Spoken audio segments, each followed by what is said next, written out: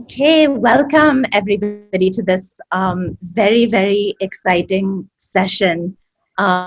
This conversation is really about values and comes directly from the NEP's many, many references to building values in students. I know for me personally, the first time I went through the NEP, my highest moments were seeing the references not just to 21st century skills but to constitutional values in particular.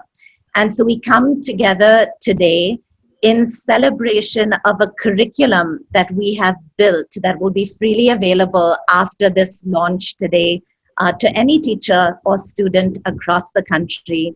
The curriculum is called India and I, and really seeks to get children to discover the very idea of India and to practice, not in a way in which they are told, but in a way in which they discover the values of the Constitution and the very ideals upon which India was built.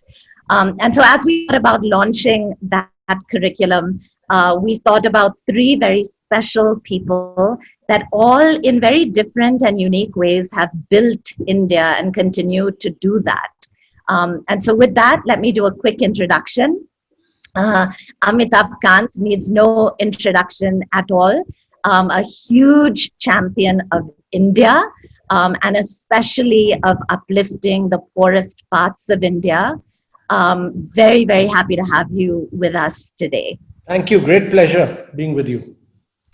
And second, I will move to Aaron, who's a very dear friend, did the Teach for India fellowship and actually practiced the values of the Constitution with students himself.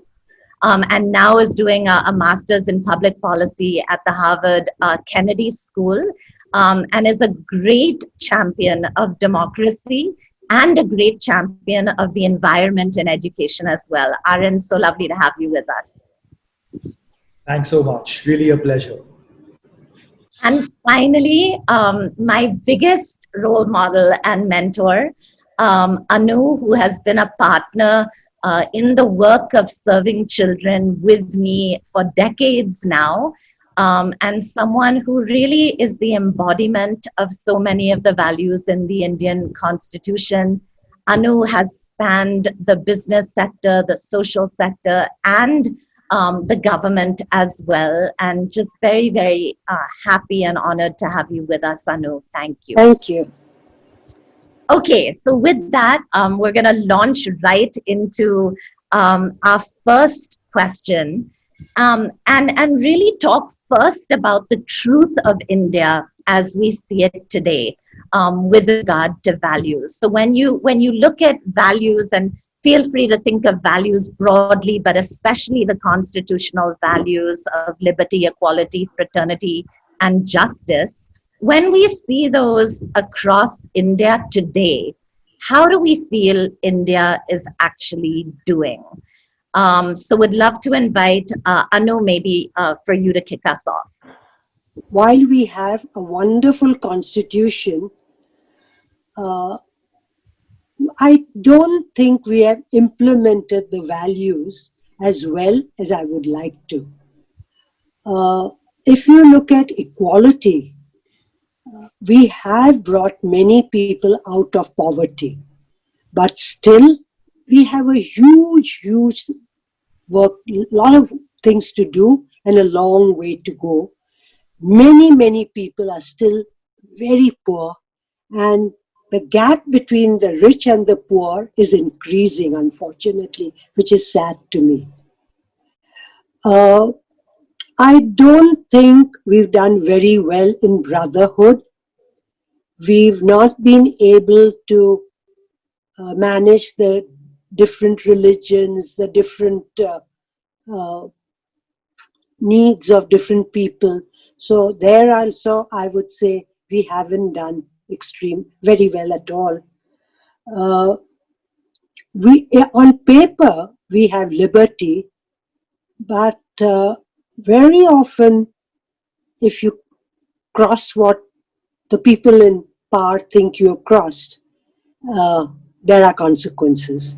which I would say in a democratic country, I would fight for my right to disagree with someone. I may totally disagree, but still respect that person because I believe in having differences.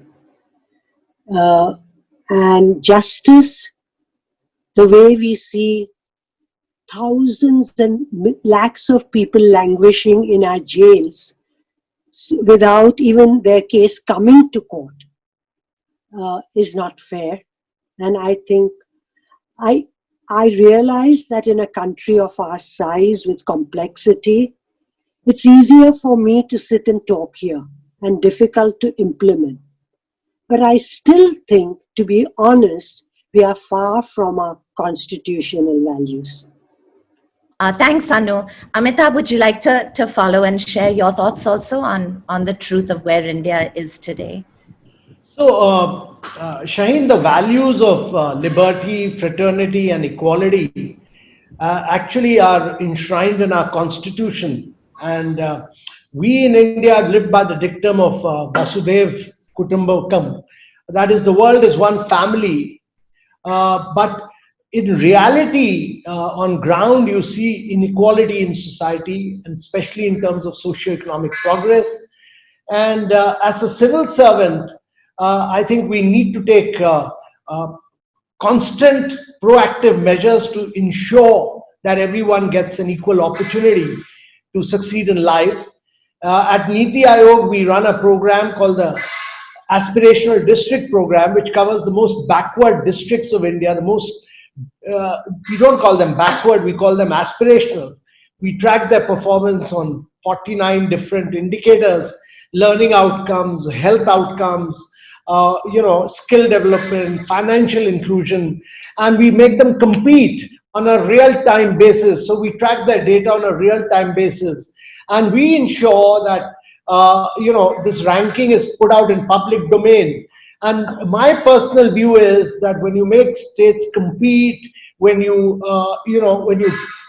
do it on real-time data, and when you're putting it out in public domain, you'll see a lot of improvement in their performance. And we've seen a huge improvement in these 112 aspirational districts of the country. And that is what the Constitution is all about. You can't have the values of liberty, fraternity, and equality without economic growth and progress and lifting people above poverty line. And that is what we are doing. Though over the years, let me say that the latest multidimensional poverty index has shown that we've lifted a very vast segment of our population above the poverty line. The recent COVID-19 will have a huge impact on learning outcomes, on health outcomes, and actually may put people again back into the poverty. And therefore, we need to constantly work on this. And this is very critical.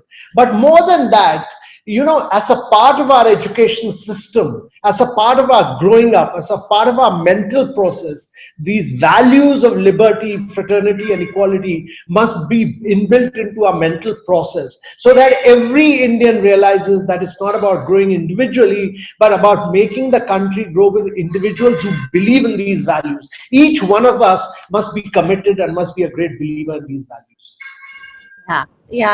Absolutely. And I'm going to come back to you in a minute with the how. How do we actually build these and how do we build that kind of commitment? But before that, I want to go over to Aaron, you now have such a unique vantage point of having been on the ground working with children in poverty and now at Harvard University. I mean, a real spectrum. What's your take as you look at India today from a vantage point that you have? So I think Anu and Mr. Kant have framed the issue very compellingly.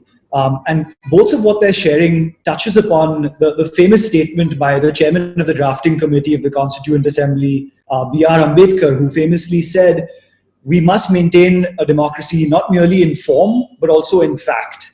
And I think in spite of all these great challenges, I see our constitutional values alive each time a teacher steps into a classroom with a belief that her students can be thoughtful, conscious, empathetic, rational citizens.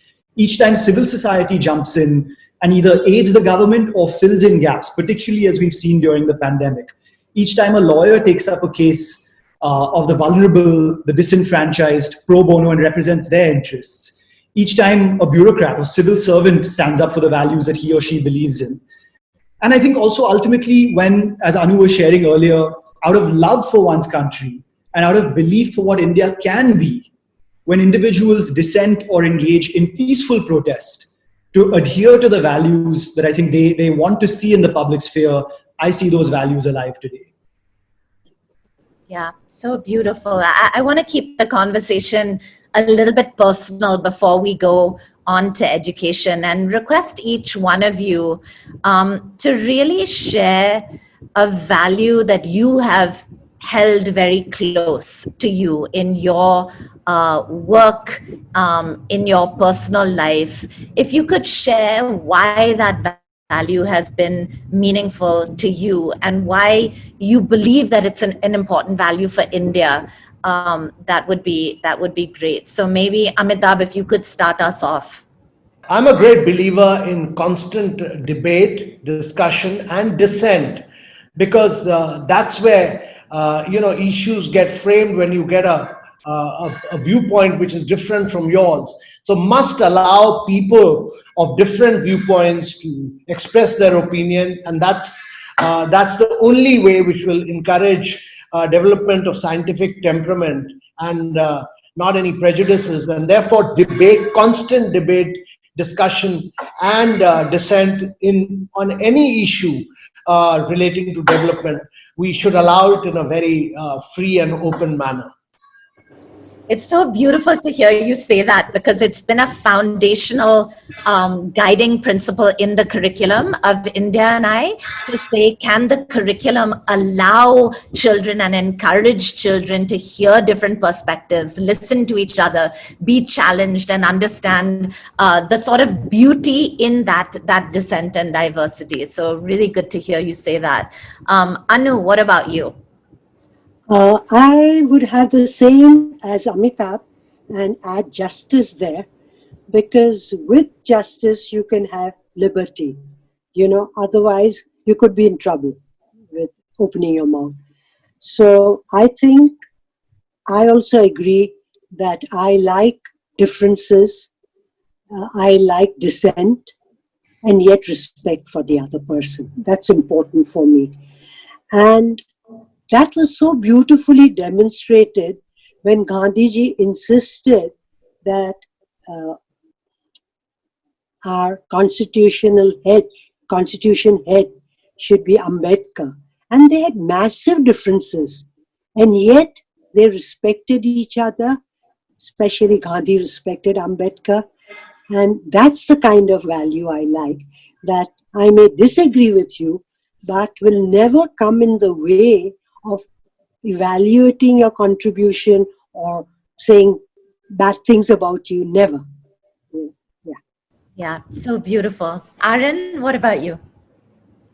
In terms of my experience, particularly when I think back to my time as a Teach for India fellow in a municipal school in Mumbai, it's the value of fraternity, or as the human rights and peace worker Harsh Mandar puts it, if we look at the Hindi language constitution and think about bandhuta, which is a slightly more egalitarian, less gendered concept of interconnectedness, that's the value that most resonates with me. So I have to be completely frank. When I began the fellowship, my students were about 7 or 8 years old. It was the beginning of second grade. And I saw some of them not willing to sit next to each other in their recess or share their dabbas on the basis of religion. And it really pained me. I found it shocking that at such a young age, prejudice had already begun to take root. And I spent a good part of my 2 years in the classroom working to frame the ideas of interconnectedness and interdependence. And I particularly feel that when we look at the challenges of this century, we need to leverage the best of our pluralism, our diversity, our traditions, and our heritage. And I think bandhuta or fraternity can be a beautiful avenue through which to do that. Yeah, I'm just this morning I was going out to get my weekly groceries, and as I was stopping, I saw an elderly man fall down on his bike. and the bike fell onto him. And literally 5 people dropped everything that they were doing to run towards him. And I thought, what a beautiful example of fraternity, the practice of fraternity. And so with that, let's really turn to the most important part of the conversation, which is like, how do we build this? Like, we all know that our nation is making progress. We also know that we have a long way to go in having these values really come alive for all Indians.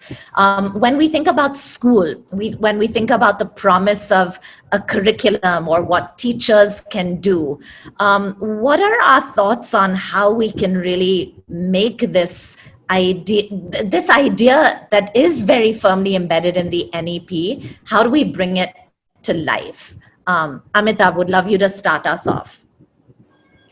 So I think education has to play a very instrumental and a very critical role in building these values. And the new education policy promotes the weaving of constitutional values into the curriculum in a very big way.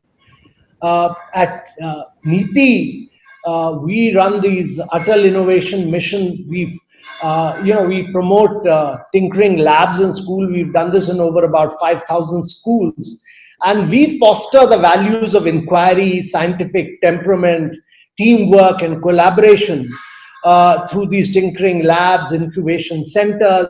We have mentors of change who are constantly bringing in, young students to think afresh, think of the future, think of working together in a scientific manner, so that we break all these boundaries of prejudices.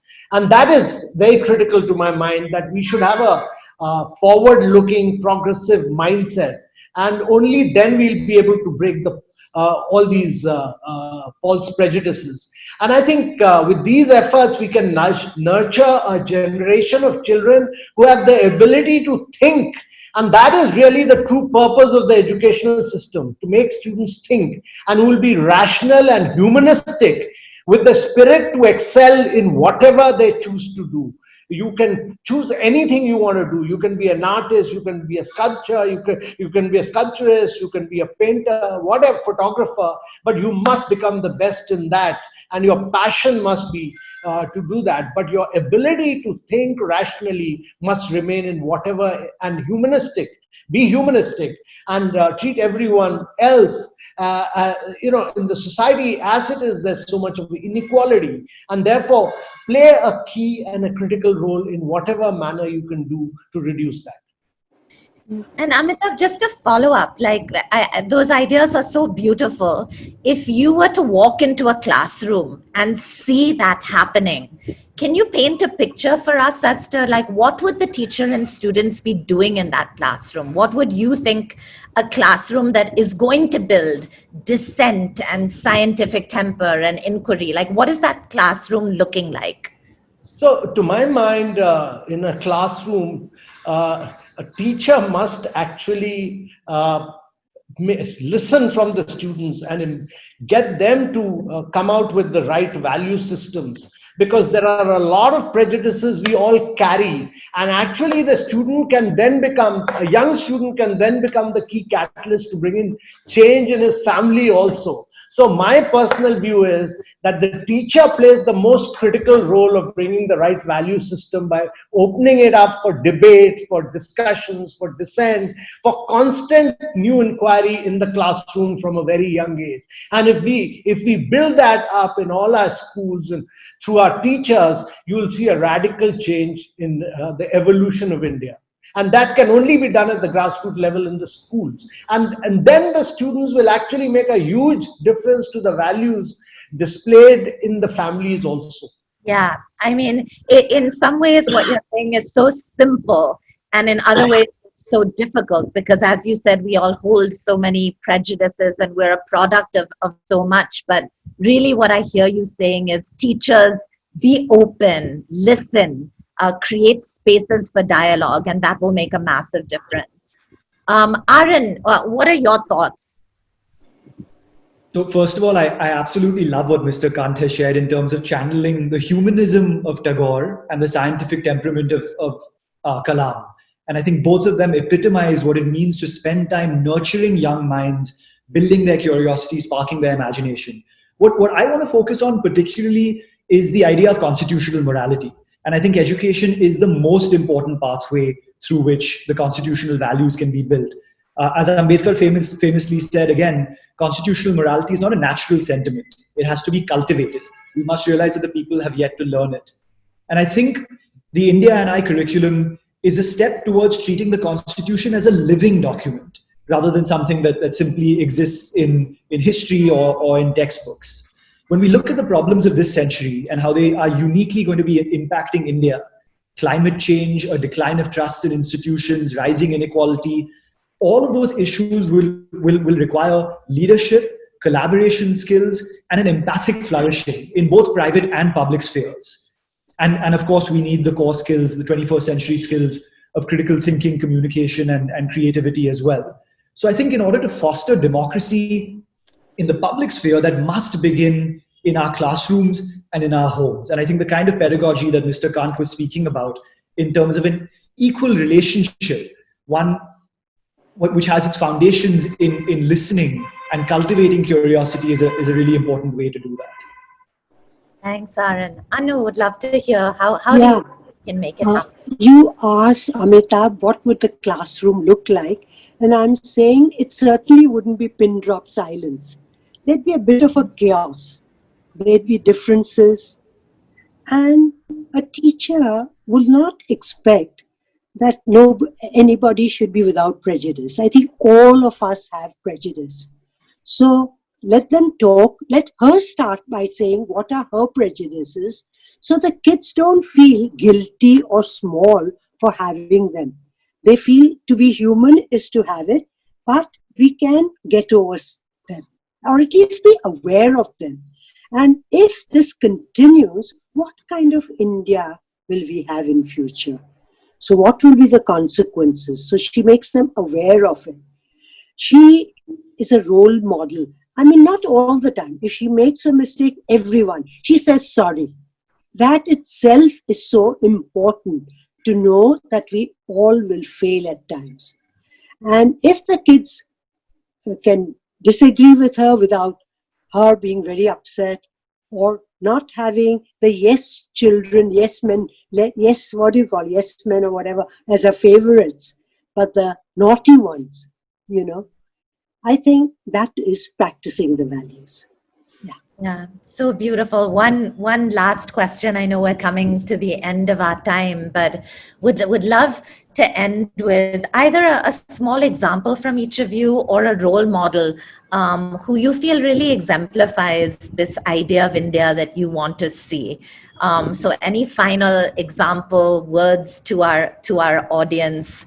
What is an example of a person or just a specific situation that comes to mind? Anu, you want to start us off this time? Sure. I would say my husband Rohinton for equality. Many men talk about gender equality, but in reality, especially at home, they're quite different. And so I found my husband genuinely respecting me as much as anyone, and taught me that in no way I am less because I'm a woman. And once I publicly disagreed with him, and my father was most upset that you humiliated him. And he says, what are you talking? She disagreed. That's not humiliation. I haven't married a rubber stamp. That gave me so much inner strength to go on and do things which I want. Such a beautiful example, Anu. Thank you for sharing that. Aaron. I think when we look at particularly the challenges of the pandemic and think about the social protection architecture in India, which can channel the best of equality and justice, Aruna Roy, the activist who co-founded the Mazdoor Kisan Shakti Sangathan, comes to mind. It's a collective that's fought for fair and equal wages for workers, and she herself has been instrumental in the creation of legislation like the right to food, the right to work through Manrega, and the right to information, which are ensuring that in this moment of great challenge, of great strife, that millions of Indians are not slipping back into being malnourished, hungry, and out of work. I think through her work, through how she's built an equal collective, she's epitomized many of these values. Thanks, Aaron. Amitabh. So Shaheen, in the initial years of my career, I worked with the traditional fishermen of Kerala, the fishermen and fisherwomen of Kerala. And that time, they used to just get about 20% of the marketed price of fish. And there were something like 12 to 13 layers of middlemen in between. And my challenge was to increase their returns from their daily catch. And I worked with them for about 4 years, forming their self-help groups, and gave them new technology, outboard motors, new fishing crafts, fiberglass crafts, and then we gave them new fishing nets. They could go much further into the sea, and opening their bank accounts, which was a real nightmare during those times, running after bank managers, and then introducing beach level auction. And we could take there, and we introduced buses for fisher women, buses which are only designed for fisher women. And it was a great learning experience for me, and I greatly got inspired by the fishing community of Kerala, fishermen and fisherwomen, and to see their great spirit of the ability to work as a group, the great ability to go much further into the sea, to take risks for their daily earnings, and their ability really to adopt new technology. And therefore, I really felt that the entire learning process of that period has left a huge imprint on me. And actually, that community has greatly inspired, motivated me throughout my career. Beautiful example. I love the words great spirit. And with that, my hope is that we can really move the NEP and the idea and the vision of constitutional values in the NEP to reality. And really, really hoping that we can spread the India Eye curriculum as one way to be able to do that. With that, a very, very big thank you. I just realized you all are A's. So to my 3 A's, Anu, Amitabh, and Aaron, thank you so much for being with us. Thank you for everything you do to live and embody the values of the Constitution yourselves. And do take the spirit and idea of India and I, and let's together try to spread it as widely as we can. Thank you so much. Thank you. Thank you. Thank you. Thanks so much. Hi, I'm Priyanka. I'm 21 years old. I'm currently a senior at Franklin and Marshall College in the US, where I study psychology, theater, and Italian. Hello, everyone. I'm Nalika. I was a 2012 Teach for India Fellow, and I currently serve our program through the program director role that I play across our 7 regions. In 2013, I was a part of a Teach for India program called Maya. Maya was a musical about a princess. The kingdom of dark had cast shadows and taken away light from her kingdom. And Maya, a young, shy princess, had to go on a journey to bring back light to her kingdom. On her way, Maya finds a cure for a sickness by climbing the tallest mountains. She saves animals in a burning forest with her compassion, and she solves 3 puzzling riddles with her wisdom. As I think of India and the journey that lies ahead of us, I think of how we all have to do what Maya did. We have to undertake a journey to bring back light to this country. And to do that, like Maya, we have to look around and cure fires and diseases with our courage and compassion. We have to solve difficult riddles and questions that our country is asking us right now. India is home to 1.3 billion people. That is 17.7% of people that live on this planet. And I think being a home to so many people, we have a responsibility and a duty to make sure that every person who lives on this land feels equal, feels respected, feels loved, and is able to live their life with dignity. We're miles away from realizing an India where that is true. The darkness that we have to come out of comes in the form of poverty, inequality of opportunities, gender inequality, violence against women, violence against people of different castes and religions. And out of all of this darkness, we have to find a path of equality, justice, liberty, and fraternity. The values that our ancestors laid the foundation of our country on. I believe that these values are the torches that our ancestors have left behind for us to find a way to an India that is full of light. And the India and I curriculum is a way to give these torches to young people across the country so we walk towards a better and brighter India. Nalika Didi was one of 50 people that came together to develop this curriculum. I would like to invite her to give us an overview of the curriculum and what it tries to do. Thank you so much, Priyanka, for bringing voice so meaningfully to what the India and I curriculum aims to do. The children of India are growing up in a rapidly changing and increasingly complex world. Beneath that volatility, we recognize is the immense potential and spirit that each child holds. Never before has the need to develop future citizens of India been more important. We need young people who are growing up with a desire and a commitment to ensure that India is a country that flourishes and works for every single one of its people. Our curriculum has been designed on this premise. Through the curriculum, learners will explore 5 thematic units that collectively span every domain of life: self, family and school, community, nation, and world. They'll better understand citizenship and service by first understanding what it means to be an integral part of their family and community. To help students further unpack the ideals of India, students will encounter a running theme that spans India's constitutional values. With each unit and through the big ideas, students will explore seemingly abstract concepts of liberty, justice, equality, and fraternity. They'll discover what it means for every citizen of India to fully live into those values, and they'll ultimately unpack what a nation that is holding those values together can do to build a better India. Finally, as companions along the way, students will encounter our 8 C's: courage, creativity, compassion, curiosity, consciousness, collaboration, and critical thinking. The generative questions that students will explore are limitless. How can I play a role in building a better India? What is my evolving identity within my family, school, and community? These are but few of the questions that our learners will grapple with through the course of this curriculum. Every grade from grade 3 to 5 has been divided into 5 units. Within each unit, there are between 12 and 15 lesson plans that teachers will receive.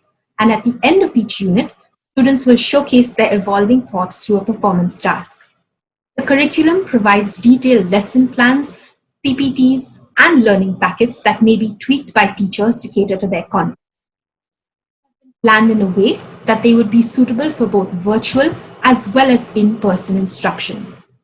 At this point, I would like to take a moment to pause and acknowledge the diverse group of teachers and reviewers across the country who've put hours and hours of reading, research, and hours of planning into bringing this curriculum to life. And as I think of how we take this curriculum forward, I hope that one day we're all able to say, I am the I in India. You and I are we, the people of India. As we, the people of India, put our hands to our chest and remind ourselves of the tryst that is India, our hearts beating to beat the violence, anger, inequality, and hatred that is in India. We walk towards equality, we walk towards justice, we walk towards liberty, we walk towards fraternity, we walk towards a dream that is India. I am the I in India. You and I are the way to this dream that is India.